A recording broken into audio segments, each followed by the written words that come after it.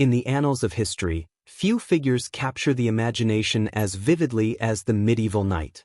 These warriors, clad in armor and bound by a code of chivalry, are often remembered for their bravery and honor.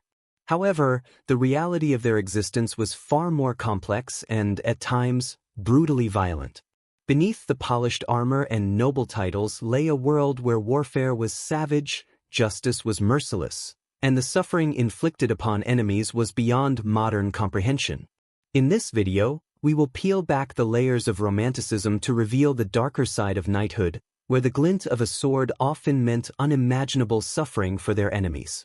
Enforcing harsh rule through fear. Medieval knights were often tasked with maintaining order and enforcing the rule of their lords. This required not only demonstrating strength and military prowess, but also instilling fear to ensure compliance and deter rebellion. The knight's armor and weaponry were not only practical for combat, but also served to intimidate.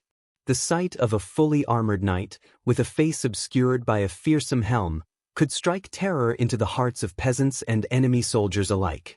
The gleaming metal, the imposing stature, and the often grotesque visages of their helmets were designed to make knights appear invincible and otherworldly. Chroniclers like Matthew Paris noted how the very appearance of knights could instill fear, contributing to their reputation as fearsome warriors. In battle, knights would use ferocious battle cries to further demoralize their enemies. These loud, guttural shouts served multiple purposes. They rallied their own troops, intimidated the opposing forces, and created a psychological edge. The chronicler Jean Froissart often described how these battle cries would echo across the battlefield, striking fear into the hearts of the enemy. The noise, combined with the sight of charging knights, created a sensory overload designed to cause panic and disorder. A knight's reputation was a powerful tool in maintaining control.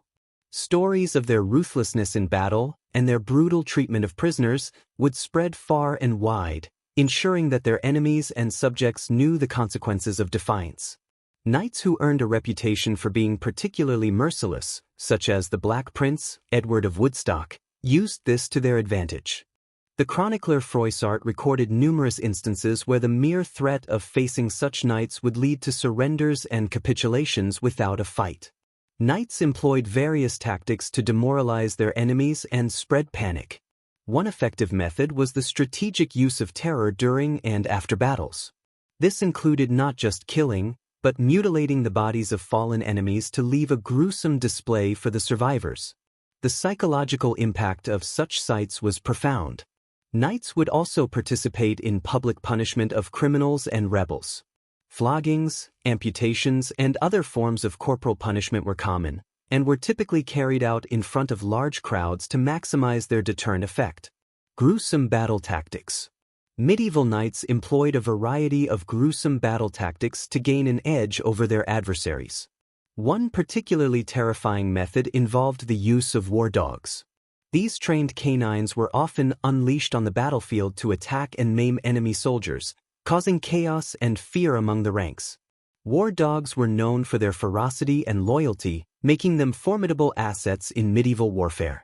Another brutal tactic was the use of fire arrows. Knights would light arrows on fire and shoot them into enemy formations or fortifications, causing widespread panic and destruction.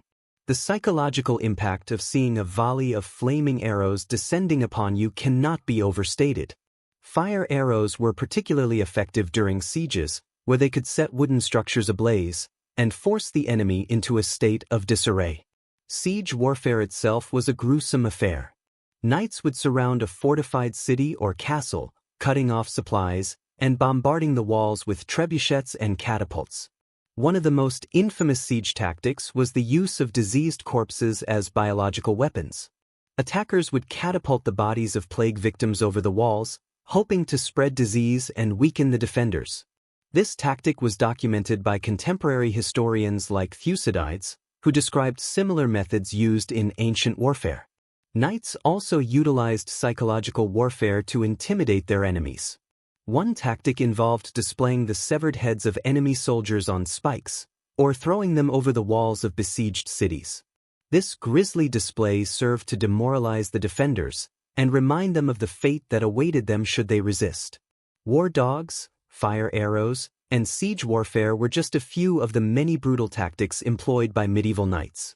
These methods were designed to inflict maximum damage and terror, demonstrating the lengths to which knights would go to secure victory. Savage raids. One of the most devastating aspects of medieval warfare was the chevauchée, a raiding tactic used to demoralize and weaken the enemy.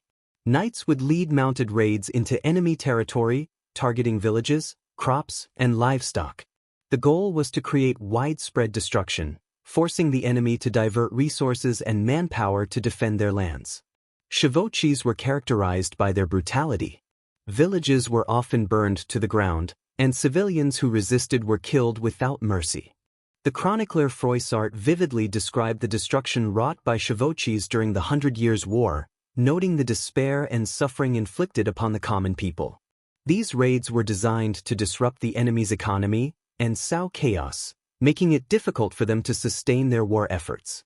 One particularly infamous chevauchée was led by the Black Prince, Edward of Woodstock, during the 100 Years' War.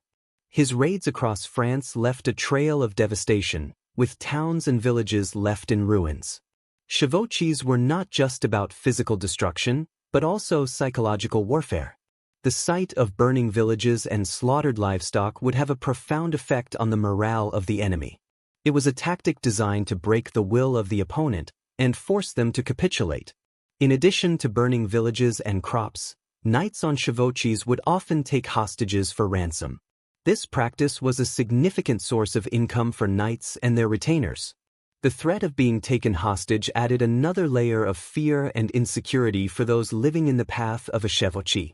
The medieval period, often romanticized for its chivalry and heroism, was also marked by unimaginable cruelty and brutality.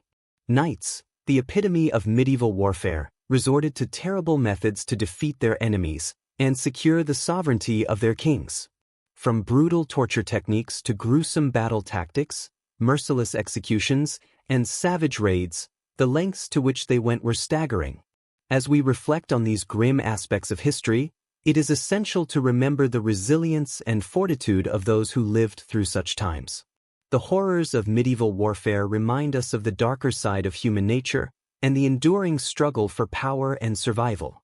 The actions of medieval knights were shaped by the harsh realities of their world, a world where survival often depended on the ability to instill fear and maintain control.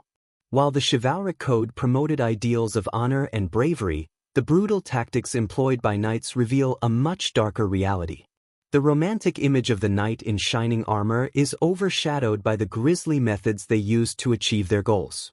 These brutal methods and tactics were not unique to the medieval period. Throughout history, warriors and rulers have used fear and violence to maintain power and control. Do not forget to like, subscribe, and ring the notification bell for more insights into the fascinating world of history. Thank you for joining us on this journey, and we will see you in the next video.